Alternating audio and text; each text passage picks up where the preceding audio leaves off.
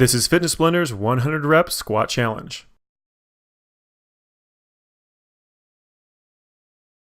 In this workout, we're going to be going through 10 different squat variations for 10 repetitions each, giving us a total of 100 repetitions. Now, this routine doesn't require any equipment, but if you want to make it harder, you can always add extra weight. We also have not included a warm-up or a cool-down, so you want to make sure you get those in on your own. Alright, so assuming you've gotten your warm-up done, let's go ahead and get started with that first exercise, which is going to be a basic squat. We're doing 10 repetitions. Let's go ahead and get ready. And begin. Get a nice deep squat. Keep that back perfectly flat the entire time. You want to focus on trying to get those hips down as low as you can, as low as is comfortable for that knee. So the main goal is to try to get those hips at least to knee height. If you can, drop those hips even lower than that, just making sure that back stays nice and flat. You want to try to mimic the angle off of your shin with the angle of your chest to make sure you're getting a nice clean squat. Try not to lean too far into your heel, and definitely try not to lean too far onto your toe. You want to make sure that that weight is pretty even between that toe and that heel. And there's your last repetition right here. Go ahead and let that one relax. Let's move on to our next squat variation, which is going to be a plie squat. This one, you want those feet pointing in opposite directions, rolling those hips open as much as you can. Let's go ahead and get ready. And start it up. Again, feet in opposite directions, squatting down as low as is comfortable. You're going to feel like you have a pretty limited range of motion here, especially depending on how flexible that inside thigh is, as well as that hamstring. So you want to make sure you're trying to get those knees pointing in as close to opposite directions as is comfortable for that knee and for that hip. Again, keep that back perfectly straight up and down. Trying to get those hips down as low as is comfortable. Just keep those lungs open. Keep that repetition going nice and slow, under control. Almost done, just 2 more repetitions. Nice deep squat. 1 more. And let it relax. Good job. Let's go ahead and move on to our next variation, which is going to be a squat with a side leg raise. Go ahead and get ready. And start up. A traditional squat, nice and low. Again, trying to get those hips to knee height or lower.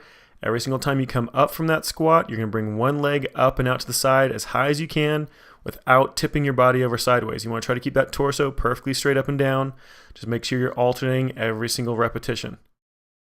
Just keep that motion going. Again, nice deep squat, keeping those lungs open, nice flat back. We have just 1 more on each side. Here's our last one right here. And let it relax. Good job. Let's move to our next one, which is going to be a roundabout squat. Just start with those feet about shoulder width apart, just like you would for a traditional squat. Go ahead and get ready. And start up. You're going to drop down to the right, up across the left, stop at the center, and reverse that direction back around the other side. So you want to try to get that same depth like you would with a regular squat. So you want those hips nice and low, but you want to get as much motion as you can from left to right as possible. So really kick those hips off to the left as you drop down, up across the right, and then reverse it down to the right, up across the left as you come back. Just keep alternating back and forth, keep that back nice and flat. Again, focusing on trying to getting a nice deep squat the entire time. Almost done. 1 more back around the other side. And let it relax. Let's go ahead and move on to our next, which is going to be a squat with a reverse leg lift. Go ahead and get ready. And begin. Alright, starting off with that traditional squat again, just like we've done before, just adding that different motion, lifting that leg back behind you instead of off to the side, or just doing a traditional squat. Now, every single time you drop down, it's just like I said, like a traditional squat, get that back flat, get as low as you possibly can. When you come up, one leg comes up back behind you, nice tight squeeze on that butt, then bring it back down, another squat, and then up with the opposite leg. Just keep alternating back and forth. Again, focus on keeping that back nice and flat. Don't lean forward when you lift that leg up back behind you. You want to try to keep that torso as straight up and down as you can. Just 2 more repetitions. 1 more on the other side. And let it relax. Good job. Let's move on to the next. We're going to be doing a triple dip squat. So we're doing 3 pulses at the bottom of the squat. Go ahead and get ready. And start up. Nice deep squat, just a regular traditional squat, but pausing at the bottom, doing 3 pulses at the very bottom of that range of motion, just about 3 to 4 inches in depth, then right back up to a standing position before you drop right back down in that squat again. Now again, you're trying to get those hips as low as you possibly can, and you only want to pulse at the bottom range of that motion.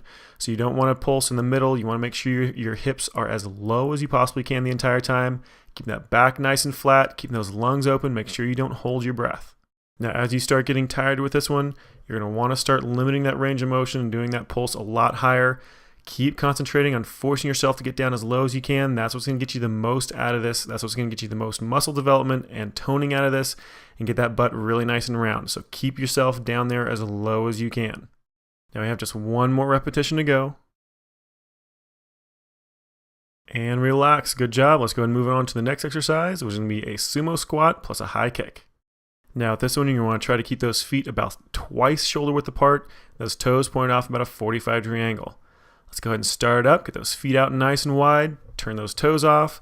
Nice big deep squat, and then you can bring one leg up and over top. Nice big circular motion. Right back down to the place where you picked it up from. Nice big deep squat again, then back up and over. Now as you do this, your feet are going to start wandering back in towards each other. Try to keep those feet really nice and far apart. It'll make that outside thigh and that inside thigh have to work a lot more, as well as focusing on those glute muscles, those butt muscles, in a different way than a traditional squat. So try to keep those knees out nice and wide. It's your last one, and let it relax. All right, let's go and move on to our next exercise, which is going to be a side squat. And go ahead and get ready. And begin. So step off to the side, nice deep squat, down between those knees, try to get those hips nice and low. The wider you step, the harder it's going to be on those legs, the more development you're going to get out of that glute muscle, that butt muscle, as well as the more effort you're going to get out of those outside thighs. So the wider you step, the more you're going to have to challenge those muscles, so try to get as wide as you can. Now you only have a couple repetitions left. One more back over the other side. And let it relax. Good job. Let's move on to our next, which is a double dip ski squat. So those feet are going to be really nice and close together. 2 pulses at the bottom. Let's go ahead and get ready. And begin. Those feet just about 2 to 3 inches apart. You're going to drop down, keep those knees straight in line with that foot. Make sure your knees don't kick off to the side or tuck in. You want to keep them right over top of that foot. Nice deep squat. Try to get those hips down as low as you can. Just like a regular squat, you're trying to get those hips to at least knee height or lower if you can, as long as it's comfortable on that knee and that hip. Again, keep that back nice and flat. You're doing that pulse at the bottom, 2 to 4 inches in depth, trying to do it only at the very bottom of that range of motion. Now just keep it going a little bit longer. You only have 2 more repetitions. One more. Keep that pulse nice and low. And let it relax. Nicely done. All right, let's go ahead and move on to our last exercise of this routine, which is going to be a jump squat. We're going to end off with a hard one. Let's go ahead and get ready. And start up. Nice deep squat. Jump as hard as you can. Drop right back into a squat again, and then jump again. As quickly as you can. Make sure you get a nice slow recoil down into that squat. Get as low as you can before you jump as hard as possible. The lower you go, the more strength development, the more muscle development you're going to get in that butt, so the rounder it's going to get. Almost done. And let it relax. Good job. This workout is complete.